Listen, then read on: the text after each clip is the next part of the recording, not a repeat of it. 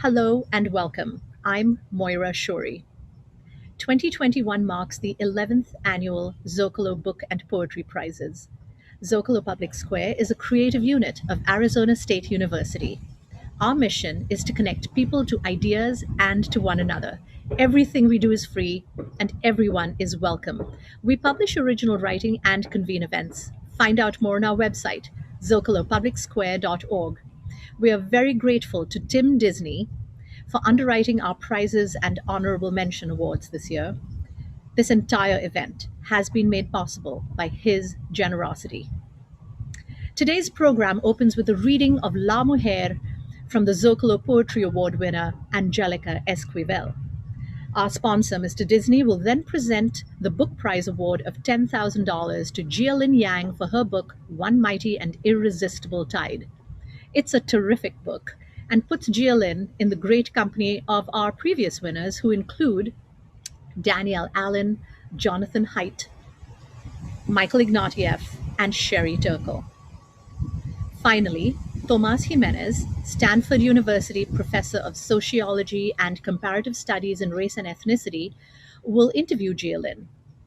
Join in our live and interactive discussion in our chat room as we tackle the question: does America really want to be a nation of immigrants? And first, you're going to hear from our Poetry Prize winner, Miss Angelica Esquivel. My name is Angelica Esquivel, and this is my poem, La Mujer. Candyland's queen is a believer born of jelly slip-on sandals and ruthless pretension, sour offerings of limon y sal. Her niche is here, and aquí tú entiendes yin y yang, pop can tabs in a jar above the stove, aguacate ripening on the windowsill. Utilitarianism embraced and stitched to something lovely. On the wall, a painting of an elder in the style of Chuck Close, rippling pixels of gray mustache, sun-weathered skin. She, his queen, refuses to be reduced to a crankshaft or piece of produce. She is the sole change in a roomful of constants, syrup over plywood paneling, cornhusk soaking in the sink. A silver braid snakes down her back as she hums along to the accordion song, boiling tap water and stealing secrets for lunch. Thank you. Thank you, Angelica. Congratulations on this well-deserved prize. Your poem, La Mujer, transports across cultures and generations, and yet feels very specific and momentary. It's profound and moving and deserving of this recognition. And congratulations, too, to all the many other talented nominees for the prize. Your great work deserves acknowledgement and attention as well. My name is Tim Disney, and I'm proud to sponsor this year's Zócalo Book and Poetry Prizes. For 11 years, Zócalo Public Square has awarded its annual book prize to the author of a nonfiction book that best enhances our understanding of community and the forces that strengthen or undermine human connectedness and social cohesion. I'm honored to present this year's $10,000 prize to Jia Yang for her powerful book, One Mighty and Irresistible Tide, to recognize her outstanding work in explicating the complicated and fraught history of immigration to this country. This topic and her masterful treatment of it could not be more salient.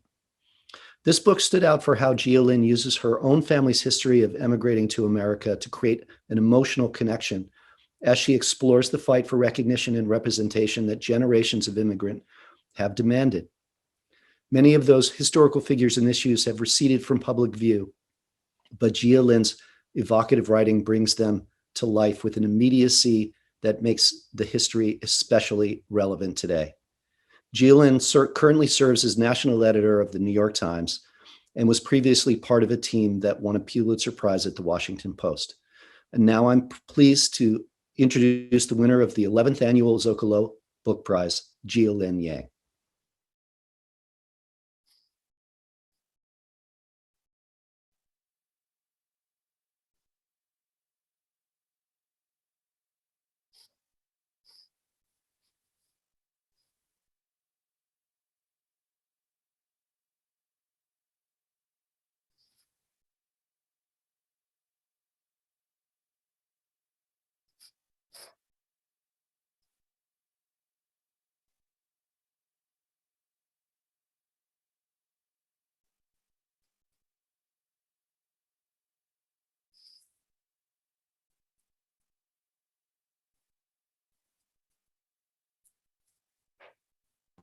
Jalen, you can begin.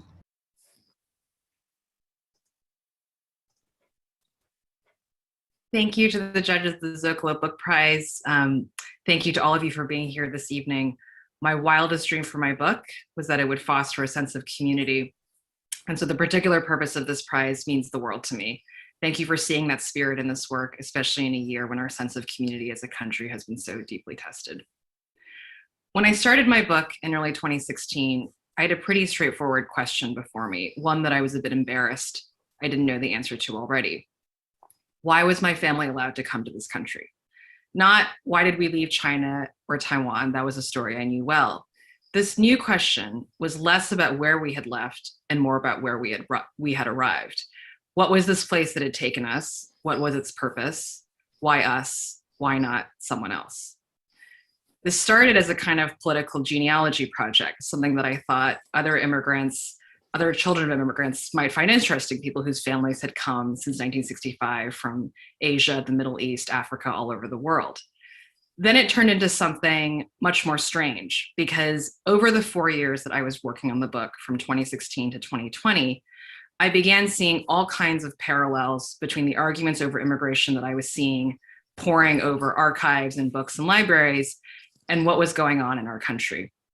And what was being said in the news did not merely have echoes from the past, they were messages that seemed to have risen from the dead. So just a sample from someone in 1922, a senator named David Reed.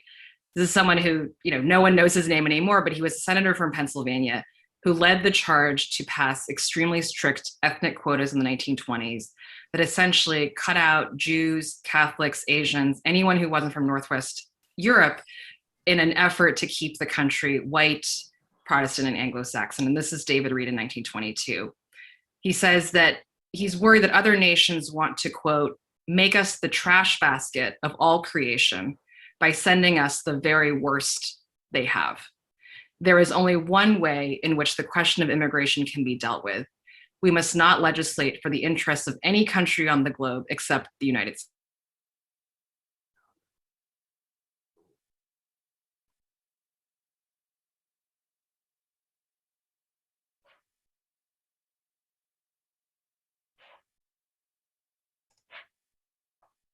And they successfully cut off immigration for decades.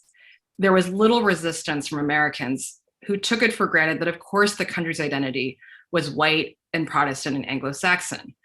100 years later, as I was working on my book, it was a completely different story. When Trump, just a week into office, signed the Muslim travel ban, there was an enormous uproar. It's hard to remember that far back, but it was incredible. Thousands of people spontaneously went to airports around the country to protest. And they had a kind of moral language that was not present in the century before. I went back and looked recently at photos from the protest, and they had signs that said things like, banning Muslims is un-American, refugees are welcome, and most powerfully, we are a nation of immigrants. Now, this concept of a nation of immigrants can sometimes feel like, in my mind, like it was set in stone at the founding of this country. What could be more obvious? Of course, we're a nation of immigrants. But I want to argue briefly here that this political idea is not only not that old, it's quite radical. So if this message of a nation of immigrants didn't exist in the 1920s, when did it arrive?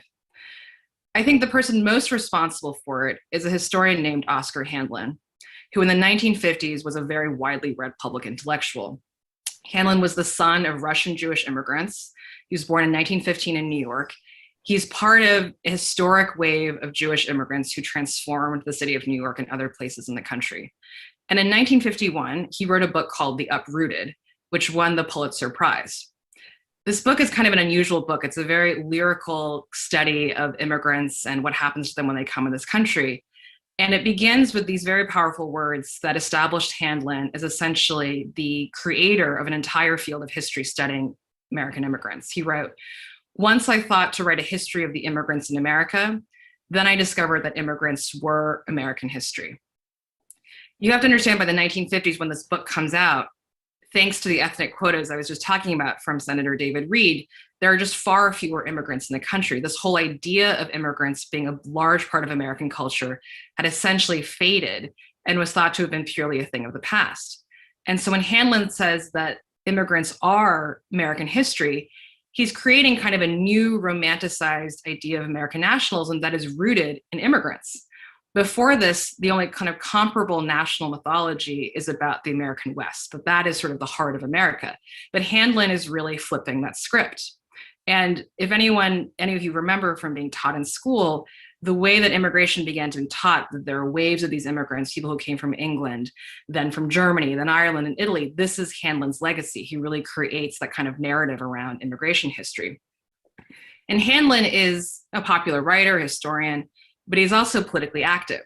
And in the 1950s, he's deeply involved in trying to abolish the ethnic quotas from the 1920s.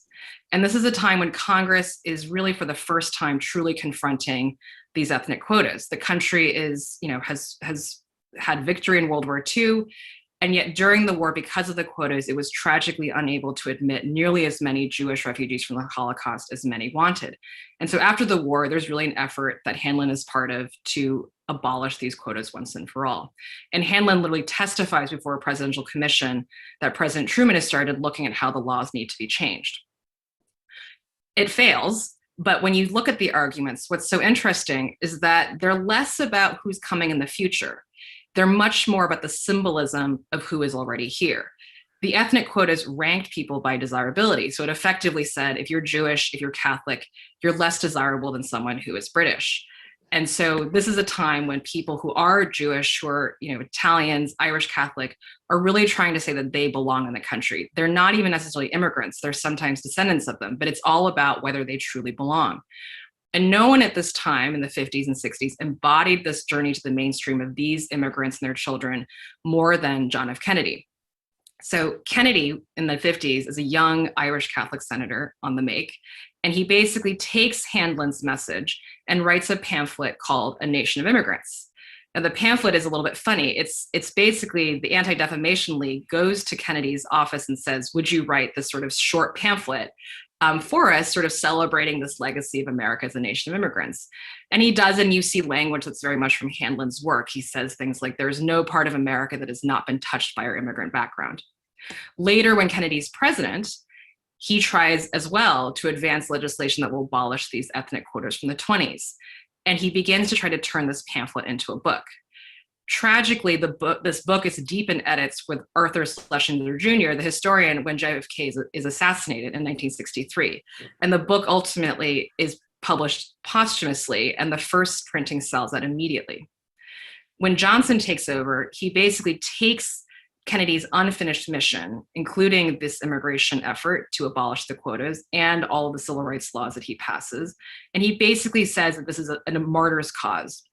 And so after 40 years of trying and failing to end these quotas, he signs a law called the 1965 Immigration and Nationality Act, which finally abolishes the quotas. And he uses the arguments that Handlin and JFK have advanced that say, this is a country of immigrants, this is who we are, this is why we have to do this. He says on the day that he signs this bill in front of the Statue of Liberty, our beautiful America was built by a nation of strangers from 100 different places or more. They poured forth into an empty land, not quite so empty, but joining and blending in one mighty and irresistible tide. And Johnson promised that the law would not be revolutionary. He said it would not change America, but he was wrong. This law ends up unleashing huge amounts of new immigration from outside Europe, far more than anyone had planned. These people transform the country. Places like New York have new Chinatowns that sprout in Flushing, Sunset Park. There are Iranians in Los Angeles, Arab Americans in Michigan, Vietnamese in Virginia, New Orleans, Houston. I could go on. It's this group of people whose families are here because of the 1965 law, because of the arguments around a nation of immigrants, who are now changing this country in enormous and lasting ways that I think we are only beginning to understand and to see. And it's some of these same people who during this pandemic have become scared to walk in the street. They're worried that they might be attacked, yelled at, and told things like, go back to your country, you're not from here, you're Asian. And so does America really want to be a nation of immigrants? I'd say sometimes yes, sometimes no, but there's nothing automatic about it. Even the very idea of a nation of immigrants, as I've just outlined, is something that was fought for and that changed the country forever. I think sometimes this idea of a nation of immigrants feels so familiar that we lose sense of how radical it is and why it endures as a kind of nationalism that's as foundational as any to the American project. to say that the people who define this country are the same people who are not from it, that it is the outsiders who make it what it is, that is quite an idea. And so now I think it's up to a new generation of immigrants and their children, much like the ones who came before, the Jews, the Catholics, the Italians, who have to redefine what it means to be a nation of immigrants, just as their predecessors did, to build on what was there before, to claim what is the same, but to also make it different. Thank you.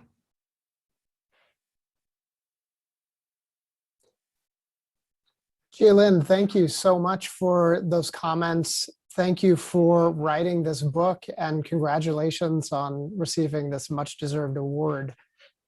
Thank you so much. There's so much to talk about, but I'd like to talk about you a little bit first, if that's okay. So for most of us, our biographies are the root of our intellectual interest. And you touched on the fact that you embarked on this project partly because of your own family history, but I wonder if you can dive into that a little bit more for us and tell us about the biographical roots of this project. So my family came here post-1965. My family originally 2 generations ago were in Shanghai in China, and basically fled in 1949 when the communists took over, and fled to Taiwan, which is where my parents were born. They ended up coming to the US in the 60s and 70s for graduate degrees and basically stayed. And I only learned through this project and looking at it that it's really thanks to this 1965 Immigration and Nationality Act that my family was allowed to stay. And it's not just my parents, it's my aunts and uncles, it's my cousins. You know, what I didn't explain in my lecture just now is that the mechanism for why so many immigrants have come is that there's essentially a family reunification clause, you know, what conservatives call chain migration. And so my family too benefited from this. This is a mechanism where if you have a sibling or a child or a parent, you have priority in a line for a permanent visa. And so my family, like many others, is basically dependent on this mechanism for so many of us to be here. And I essentially just wanted to understand, you know, why are my parents here? And then it wasn't just my own family. It was looking around at my friends whose families were from Iran or Afghanistan or Poland. I just wanted to know. I'm from the Northern Virginia area. It's very, very multi-ethnic. And once you sort of stop to look around to see how many people from around the world, it just struck me like, why don't I know why all these people are here? You know, we know that there's so many restrictions. How did this country get so multi-ethnic? And beyond my own family, I mean, this is the root of our country's deep demographic changes. When we talk about, you know, white Americans becoming less than 50% of the country, this is what we're talking about. It's immigration. Yeah, thank you for that. You know, for a lot of us, when we start to think about where we come from, we start by asking our parents or we ask our grandparents, and it says something about you that you go much beyond that, and you write a award-winning book to try and answer a question. And I'm glad that you did, because you tell a really, really important part of American history that I confess that I didn't know a lot about. And I'm supposedly a scholar of immigration. And this kind of brings me to my next question. When I teach my undergrads class on immigration, I do a brief overview of the history of immigration policy. And I run through the period that you spend a whole book on very quickly. I mean, probably less than 90 seconds. And I describe it as a hiatus of American immigration, that it's sort of a period of non-immigration. And demographically it is. There are very few immigrants, relatively speaking, coming to the United States in that period. And I tend to think of the period that you write about as just this kind of mostly blank spot, with the exception of the 52 law. In between the 1924 law that cut off immigration and the 1965 law that opened it back up.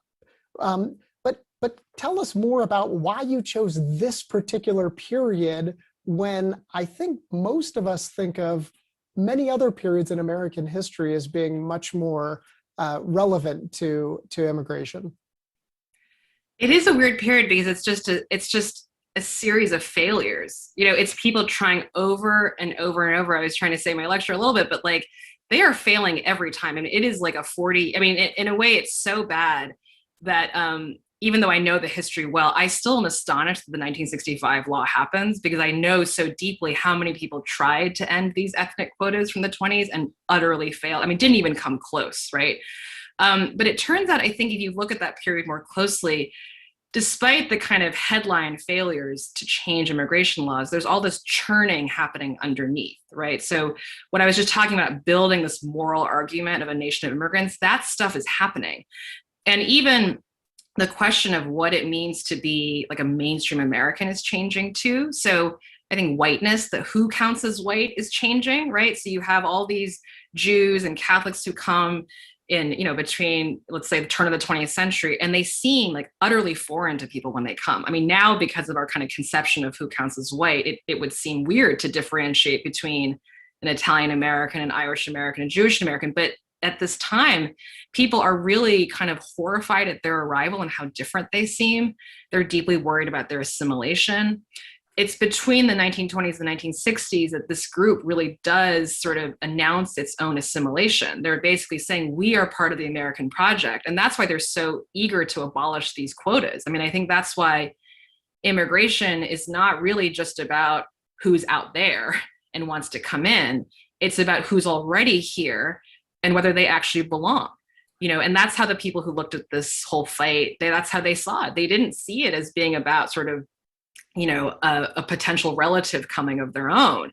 It was really saying, I'm Jewish, but I'm still American. I'm Irish Catholic, but I'm still American. And that's what their fight is about. So there's something about the way that they change their approach. I think they create this really very powerful kind of new nationalism around what immigrants mean to the country. All of that is something that we are living with now. And I also just thought I focused on it because when you see all that failure, by the time it happens, it's kind of stunning, right? If you don't know how hard it is, you don't quite appreciate as much what is done when it finally happens. That's how it felt to me. Like, I think I went into this really taking for granted that my family was allowed to be here, but seeing how many people fought, how many people did not even live to see it, despite spending decades on this. It just makes you appreciate it and just have a sense of, oh, this wasn't automatic. Someone had to really work hard for this. Yeah, I want to come back to the issue of time in a second, and that theme of failure and it taking so long and relate it to the contemporary period. But I'll put a pin in that for now.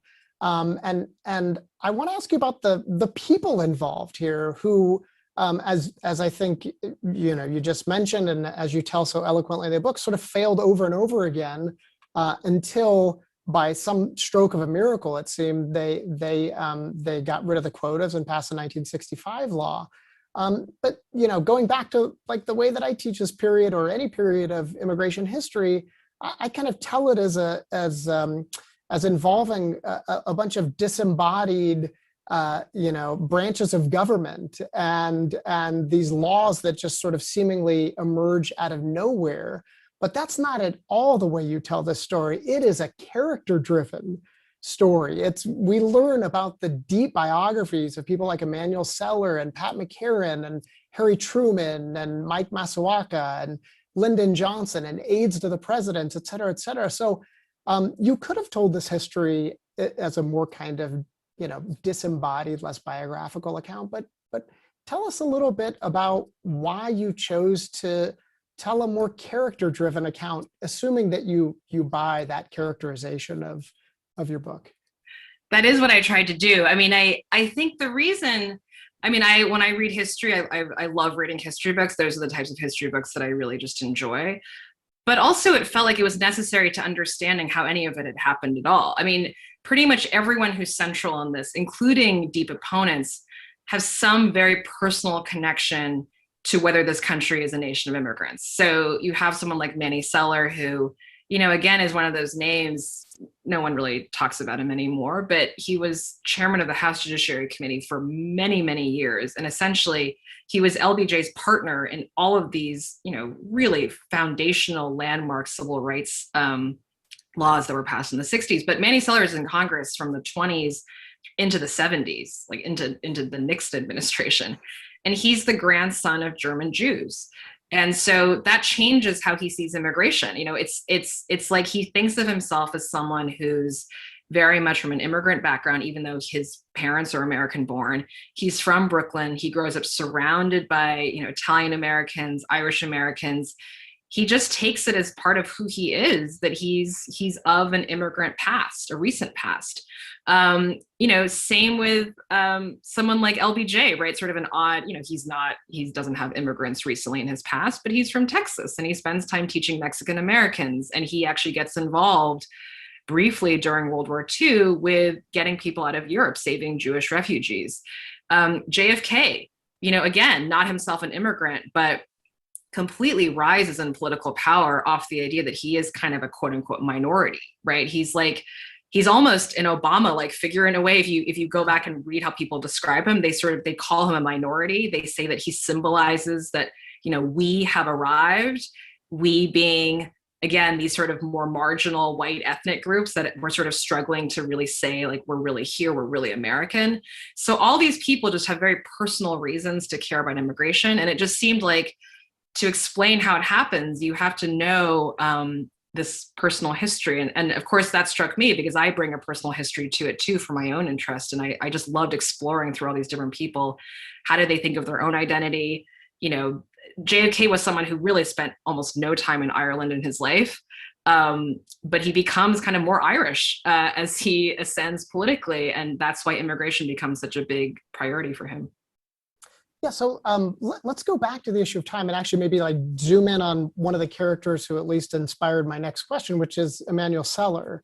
And you sort of anticipated this question in many ways by mentioning just how long he was involved in these fights, right? And in the book, you talk about Manny Seller just overcome with joy when the 65 law finally passes, as if he can't believe it himself. And I want to kind of ask you to reflect on what the kind of perseverance of the characters involved, the amount of time, the number of times they failed at overturning the quotas. Does that hold any lessons for today when there's a seeming inability, despite various administrations putting emphasis on it, including the Bush administration, the Obama administration, and now the Biden administration, saying that comprehensive immigration reform is a big priority, that a mass legalization program is a big priority. The DREAM Act is a big priority, and the DREAM Act and mass legalization have pretty widespread, compared to any kind of other issue, widespread support from the American public, and yet we can't get it done. So, when you look at the period of history that you studied and what it took for the 65 law to pass, and read the contemporary period through that history, with that history in mind, are you hopeful? Are you pessimistic? Is this a comparison worth making? I have to say I'm not. I think it's so hard. Like if you look at how they actually get it through, I mean, a series of really freakish events occur. I mean, there are a couple committee chairmen who are really blocking things for years and years. A couple of them have to die, one an untimely death.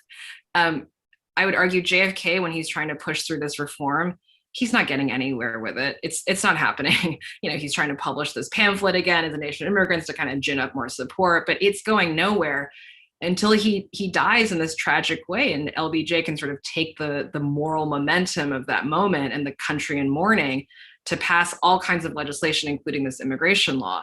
So, and I think the reason why it's so hard is, I think we tend to sometimes talk about this policy as just it's very complicated. I mean, that's the other thing to say is, like, if you just go back in the history, this period of time is also where we just make immigration so complicated. I mean, there were not visas before the 1920s. You didn't have paperwork you needed. You didn't have to go to a consulate office. There was no line. If you showed up at a station, and you made the journey and you seemed healthy enough, they turned away very few people. There were very few, it was just a completely almost paperless system compared to what it is now.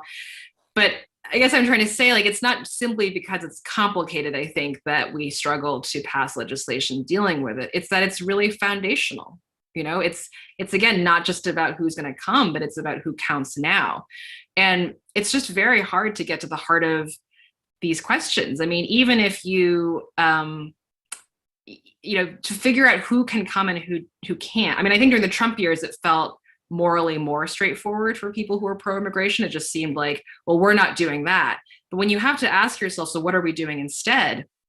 I think it's very hard to arrive at clear answers. I mean, you first have to ask yourself, do you want open borders, which we had for a long time until, about 100 years ago?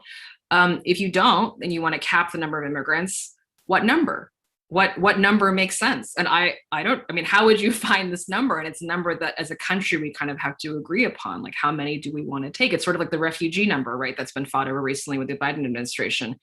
It's hard to name what the number is. You establish the number somehow, then you have to kind of rank preferences. So is it people who are refugees, people who've become stateless, people in countries where we have a history of foreign policy maybe gone wrong, right? Do we owe it more to those people? Or is it people with special technical skills, doctors, engineers, scientists?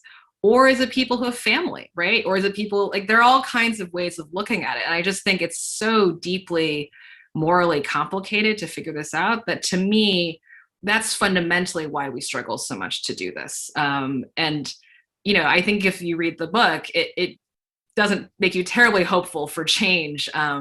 Again, because you see how many fundamental issues we have to come together on to make it happen, and how much when they did 65, they downplayed all of that. They really did not announce it as a revolutionary, as the revolutionary law that it would become. And that's the only way they were able to pass it, I think. Yeah, for sure. I mean, your comments just now and portions of the book remind me of this book by the political historian Aristide Zolberg called A Nation by Design. And the theme of the book is that we can tell a country's character by their immigration laws. And I think, and maybe I'm just reflecting back something you just said, that part of why we struggle so much, I think, has to do with the fact that there are really hard choices to make. But the other reason that we struggle so much is that in answering the question of what kind of immigration policy should we have, we're fundamentally answering the question, who are we? And your book illustrates that beautifully. And so, I think that people like me who think that there should be big immigration reform, quite honestly, have a hard time articulating concisely what some of those trade-offs are and what they should be. We're really good at saying what our immigration policy shouldn't be, but as you're pointing out, the difficulty is in the details. So I appreciate you bringing that up. There's actually there's a really funny part where I just sort of thought it was funny. It's like 1962 or 63, JFK's in the White House. They're like, all right, let's do it. Let's get rid of these quotas. And then they're like, wait, what are we replacing them with? And no one knows. It's amazing. They've been fighting over it for 40 years. And then when it comes time to say, okay, so what are you going to do? It's just it's a mystery, and it's very, very hard. It is tough. It is tough. And just as a segue to the next question, which is really the question that is the title of your talk today, or at least the title of our session here, does America really want to be a nation of immigrants? And I want to ask you to answer that question, but I'm going to wrap the question in a hypothesis, and maybe sort of my own answer to that question, and then get you to react to it. So forgive me if I'm interviewing myself for a second.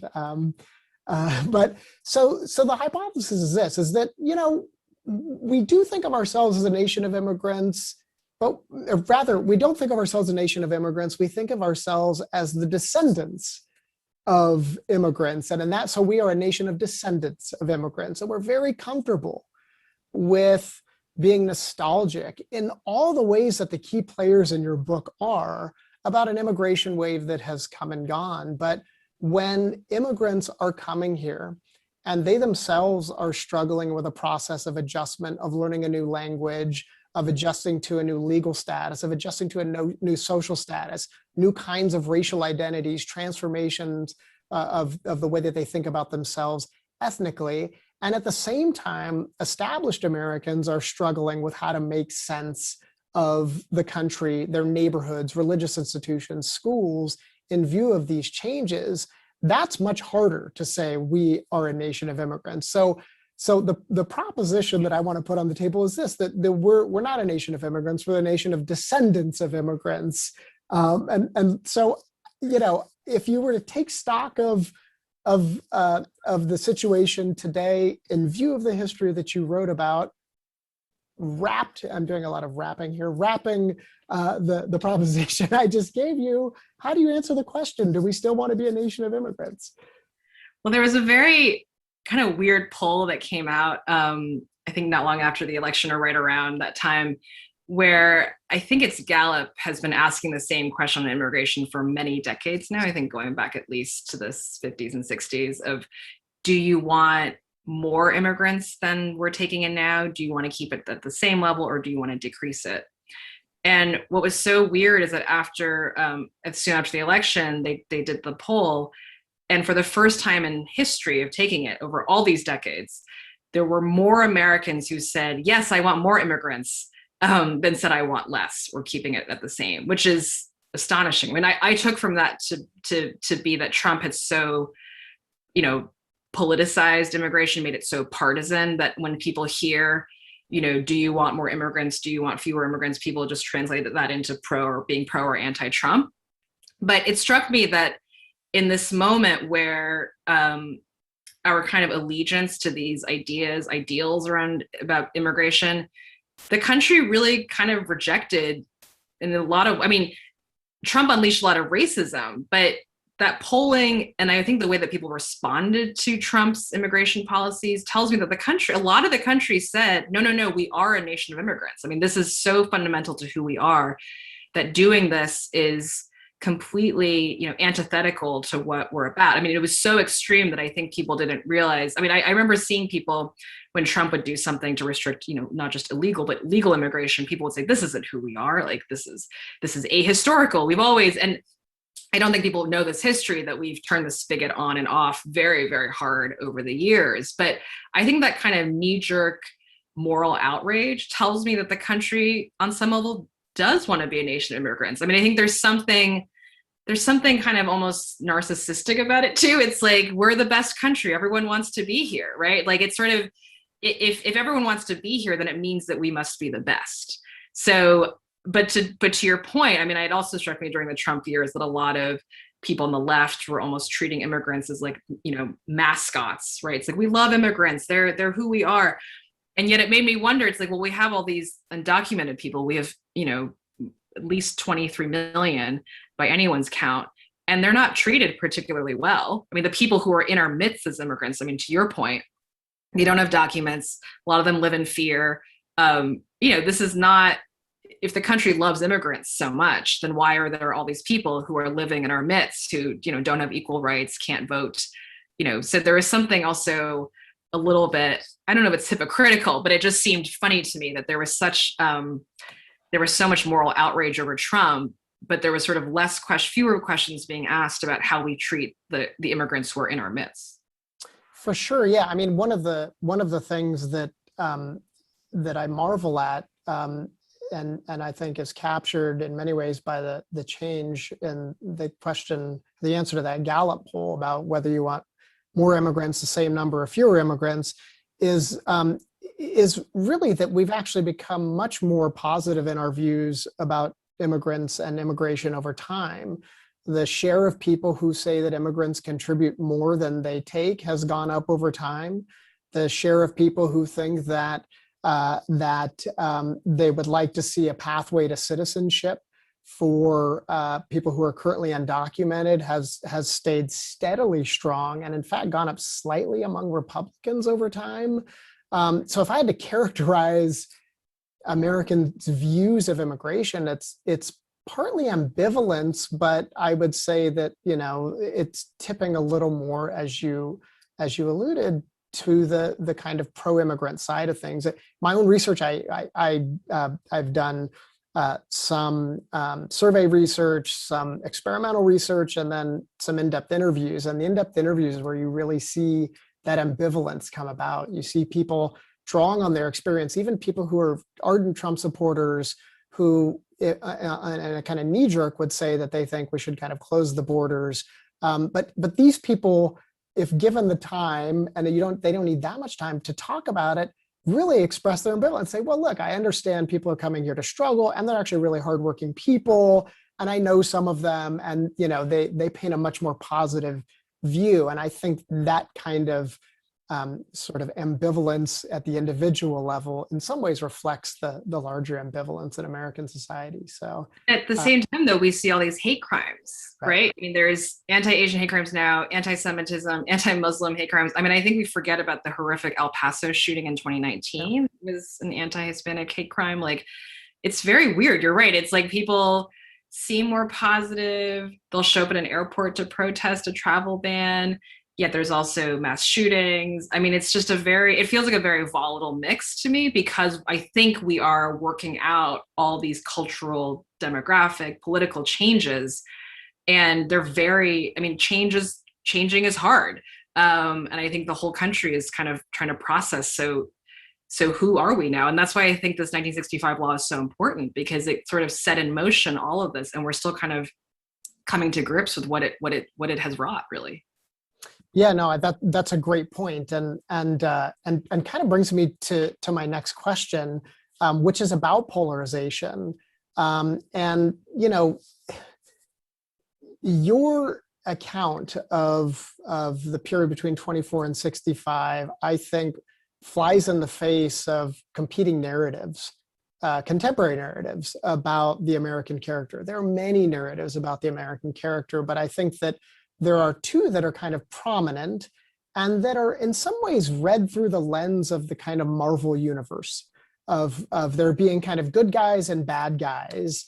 And depending on who you are, we're the good guys and they're the bad guys. And the bad guys have always been bad and we've always been the good guys. And how that translates into the kind of competing narratives that sit, I think, at the kind of poles, but that are quite vocal, is on the one hand that the United States is kind of infallible, that what we do, everything we do is unequivocally good. And then there's a competing narrative that says that the United States is defined by a legacy of exclusion and racism and discrimination and exploitation, and immigration certainly central in that narrative. And there are, of course, lots of narratives in between.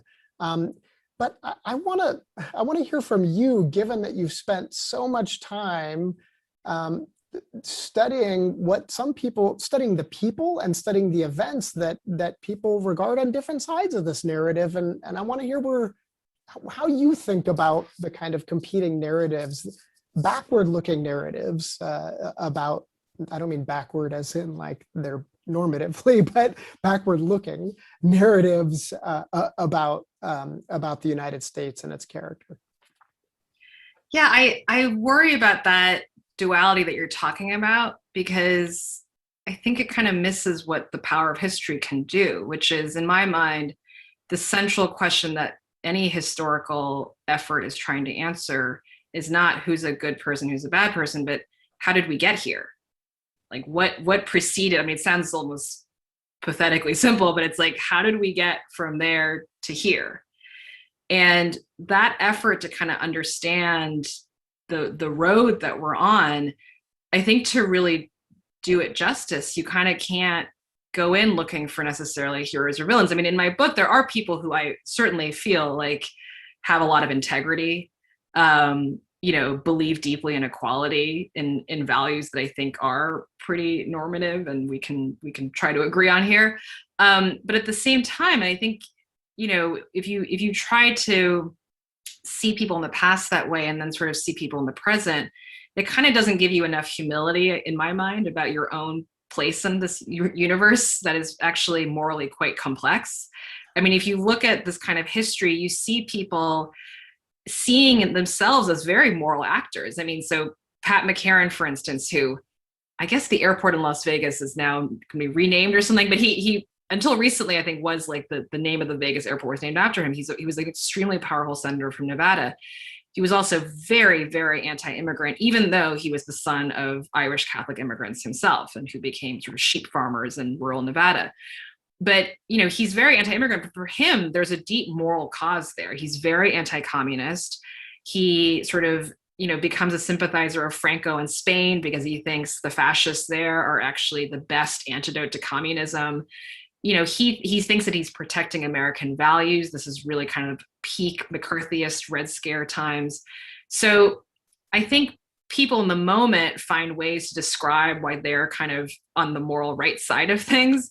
And they may not see the bigger picture of what's actually going on, but I think each of us is sort of fallible in that way, right? We sort of see a piece of how we see the world, but if you sort of insist on looking at history through that lens too, of people, of moral questions being obvious, I don't know. I think the people in the moment are trying to figure it out, but they don't always have the right answers, and they don't know what's going to happen. So even if you look at my book, if you insist that there are sort of heroes, those people don't intend to kind of end a white majority America. So you can't even really, if that's sort of your side of it, if you love that, if you love how multiracial the country has been, you think this is a total good, it's exciting, it's thrilling, you want to give credit to these people. Well, they didn't even necessarily set out to do that. So they're not even cleanly heroes in that sense. So I get why people want that out of history. It makes it feel, I guess, like a cleaner narrative, but I think we miss important lessons. And I think we also sort of let ourselves off the hook if we begin to think that these things are so straightforward. Yeah, just on that point about the framers of the 65 Act never intending to create a law that essentially allowed for the tremendous diversity that we have, immigration-driven diversity we have in the United States. In fact, they tried to make the case that it was going to do the exact opposite, right? You have Teddy Kennedy going on the Senate floor saying it won't substantively change the ethnic makeup of our cities, but Teddy Kennedy, speaking of a character who's kind of runs throughout not just your book, but also the period after, is somebody who you could obviously write a fascinating history about his own legacy and immigration. The epilogue, which I have to tell you, quite literally brought me to tears. It's so beautifully written, and I think you end by putting out a challenge in some ways to the post-65 immigrants, and you put out this challenge in your remarks just a few moments ago, but the post-65 immigrants, their children and their grandchildren, which is to kind of claim the history of the United States as their own and to invest something of themselves so that they become a part of that history, and in a way that future generations benefit from the history that they write. And so I want to ask you what you see as possibilities for today's immigrants, their children and their grandchildren, for writing their own chapter in American history, and the ability to change the United States in ways that makes it possible for families like yours and families like mine to come here. I think it's such a weird moment for that generation of people, of which I obviously count myself. I mean, I think it's, in a way, the romanticism of a nation of immigrants is so powerful that I think it's allowed people to feel like their presence here is not entirely political, because of course this is what we do. So there's nothing, you're sort of an apolitical actor, your family arrives, you're here, you live your life, you try to succeed, and like you just live this kind of relatively apolitical life. But I think in this moment, post-Trump, with the hate crimes I was just talking about, it's not really an option anymore, I don't think, for people to just sort of stay in their lane, hunker down, say, politics is not for me, even though their families are here because of politics. There isn't really a way to opt out. So then the much harder question is, so if you can't opt out, what are you opting into? Who are you? Who are we? And I think that's where you kind of have to look beyond the category that you're in, right? So I think what's interesting to me about the history in my book is that, Asian American history, which is usually taught as being about, Asian immigrants, people who are part of this long line, going back to the 19th century and the 1882 Chinese Exclusion Act, and then Japanese internment camps. That history to me doesn't necessarily connect Asian immigrants to other parts of the country or other communities necessarily. I mean, there are moments that do, but it's pretty narrowly focused on, that's what Asian American history is. And I want to kind of propose that the history of Asian Americans is actually Jewish American history. It's Italian American history. It's Black American history. All of these different groups are kind of fighting a very similar battle, even though their families are from very different parts of the world.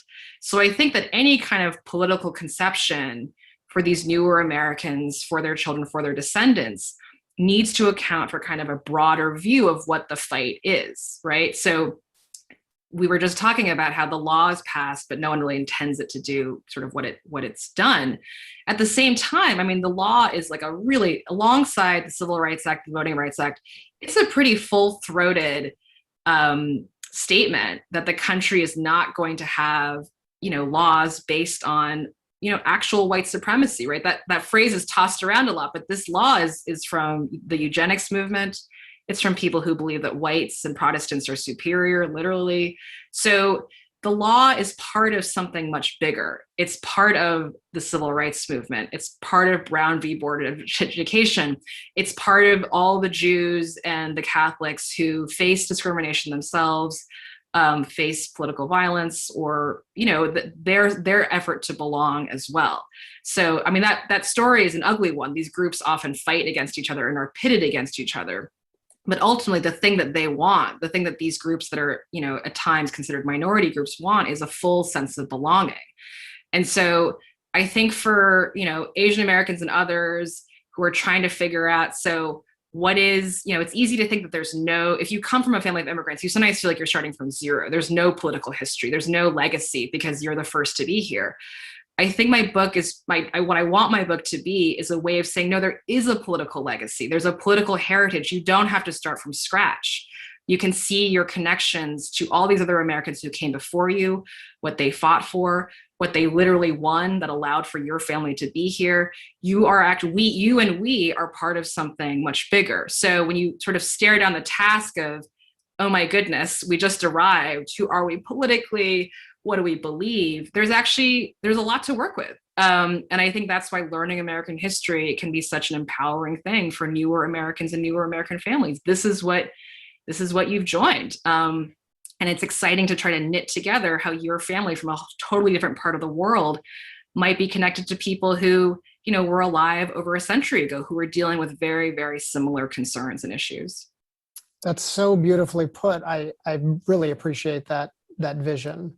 And I think it's right on. And you also talk in the end of the book about the notion of the nation of immigrants being a little bit self-serving, right? That we get to hold ourselves up as the place where everyone wants to come to, right? And the national narrative that is the nation of immigrants also has the potential to leave some people out, right? My own research, I've in my last book, I interviewed for a third of my book African Americans and how they were adjusting in a neighborhood that has been defined by massive demographic change, where it was majority Black and is now majority Latino. And I remember interviewing one woman who said that they know where they come from. They send money back to their homes. They go visit. Family goes back and forth. They have a sense of their rootedness outside the United States. And what she was telling me was not just that they have that, but that they can kind of weave their own family's thread into the national fabric. And that she said, we don't know where we come from. We have to. It's from Africa, but Africa's a big continent, and it was so long ago, and it was forced. And so, and this is not to mention, of course, Native Americans who are not immigrants at all, either by force or by choice. And so, as we think about the idea of the nation of immigrants, is it a capacious notion of American identity, or is it a narrow one, or something else? Just a small question.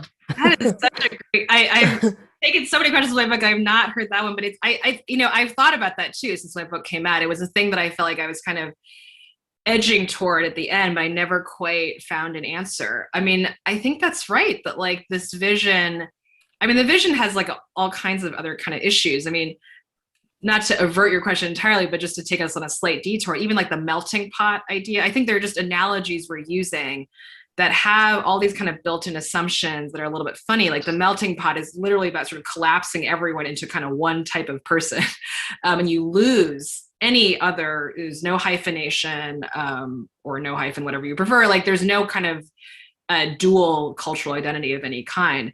I mean, and I think the Nation of Immigrants too, like the people who wanted it also, what was unspoken is they wanted to be considered white Americans. I mean, I think that's part of what that was about. It was saying, well, we fit in, we're in the mainstream, we deserve the same jobs, the same opportunities, we've arrived. But what does arriving in America mean? And I think that's, again, one of the challenges now is that if you are from outside Europe, you're not going to become, I would argue, white the way that some, that Jews and Italian Americans became more white over time. That path is not available, I would think, if you're Asian, African, from the Middle East. And so what is this kind of new version of acculturation, whatever you want to call it, of becoming American even look like? And I think that's where probably this old version of a Nation of Immigrants, what I was trying to say earlier, it has to be kind of the same, but it also has to be different because it's such a different group of people. And these people, in a way, have much more common cause in some respects with Black Americans, with American Indians, when we think about sort of political status and belong in the struggle to belong, than they do with the kind of white ethnic immigrants and their descendants who were, who became white over time. So I don't know. I love that though, that somebody said that to you, because I think that's right. That especially now with so many immigrants, people do have kind of like a bi-cultural life in a lot of ways, right? People go back and forth.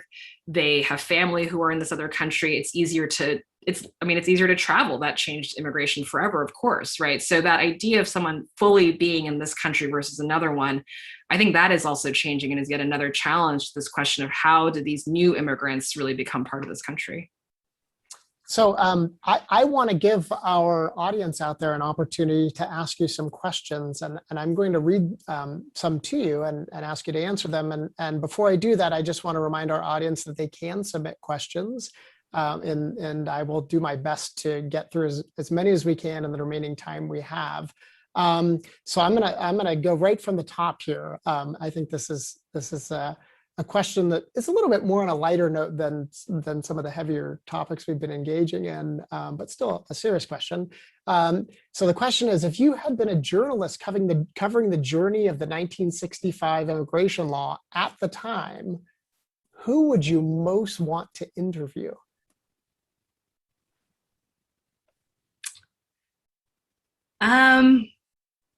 Probably Manny Seller, because he'd been there from the beginning. And I don't think there's enough of a record of his life, honestly. He writes a memoir, and it's a funny memoir. It's a little bit, it's not so carefully considered. He's basically almost pulling like congressional record transcripts of his speeches from the floor of the House for his memoir. So it's not, I don't know how much time he spent on it. And there's just not that much on him. I actually interviewed his granddaughters to try to understand him better. I, went through the archives of the Brooklyn Daily Eagle for any mention of his family. But I think for someone who had such an incredible influence on America through all of the civil rights legislation that he shepherded and has his name on, there's just relatively little known about him. So yeah, I think if I could go back in time, I'd want to actually spend a lot of time with him and to understand, because I think he, of all the people who were involved, was sort of the least opportunistic about it. I think the Kennedys were kind of like, I don't think they were people who loved being identified as Irish American. That was, in fact, I think the image they were running away from in some ways with their father, Joe Kennedy Sr. So for them, I think it was a lot of political opportunity to attract a kind of voter. But Manny Seller is someone who I believe, again, this is sort of dangerous with history to speculate what someone who's not with us would think of something modern, but just to go there, I think of the people involved, he's the one who would be most comfortable with what ended up happening. That ultimately he really was someone who believed in immigrants from everywhere he didn't have a problem with non-European immigrants in the time. And I think he would have been potentially sort of delighted by what had happened, surprised, but also, kind of thrilled that his hometown of Brooklyn became what it is today. Just having read your book, I agree. I found him to be the most fascinating character because I only knew his name from the 65 Law, but knew very little about him. So I appreciate the deep dive you did into his life. And it sounds like there might be another book out there for you, or for a historian who's looking for a good dissertation to write potentially. So let's see. I'm looking at our other questions. So just forgive me if I'm pausing for a second to make sure I'm reading them carefully.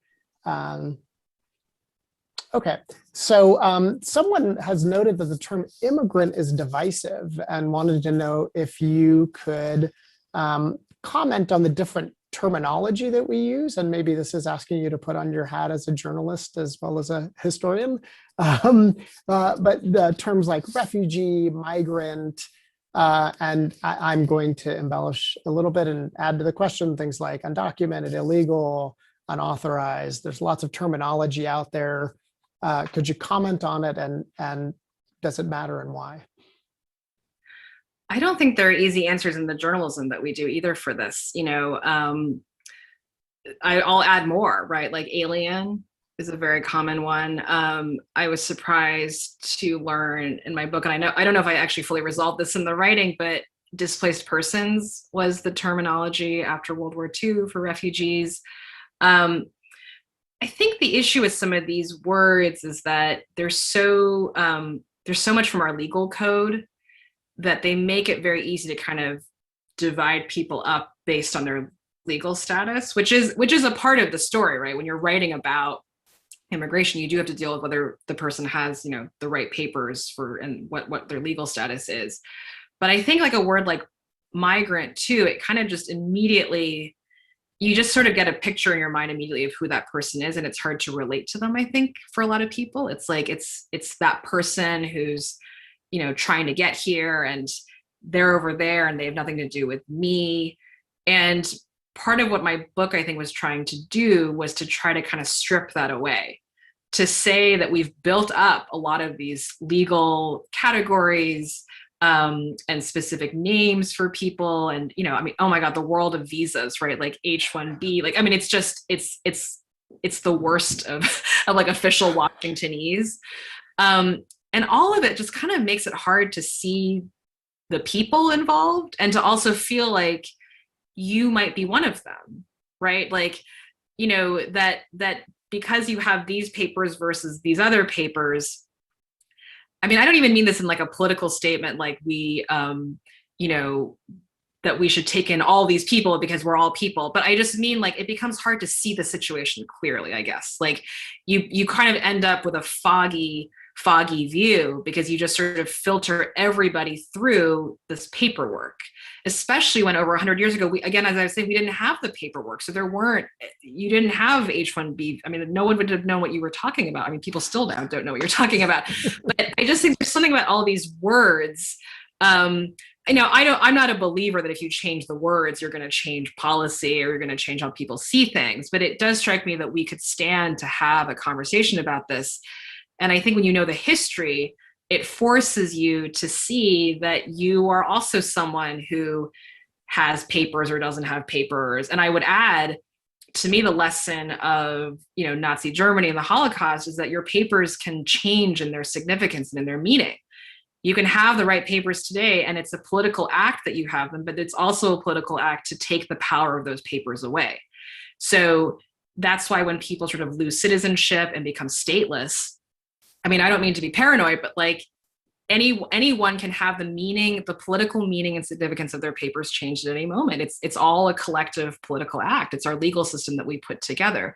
So in a way, like these words, when we talk about it, I think if we're going to really understand the issue, you kind of really have to explode that wall a little bit and begin to see, not just as an act of sort of human empathy, but as a way of seeing it clearly, that you too have papers that have a history and a certain significance, but somebody else, just as easily could have had those papers or not. And that you're part of the system. It's not that there's a system for those people, but that you're part of it too, if that makes any sense.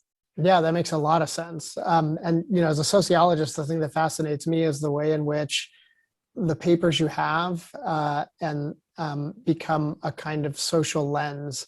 So, the big categories, I think, among people who were born outside of the United States are whether you are documented or not.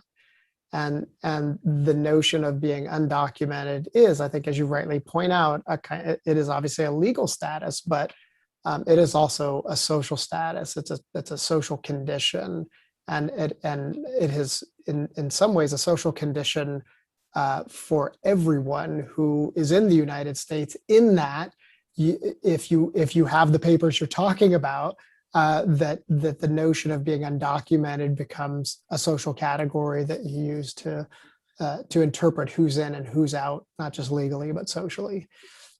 We have like 5 minutes left, and we have a lot of questions. So I will stop editorializing and be the person who actually asked the question. And I'll ask you this one: is there another country that's getting immigration right, in quotes? I don't really have an answer to that. I think Canada is kind of an interesting model because sometimes I've seen it held up as the country that gets it right, like it's really welcomed immigrants.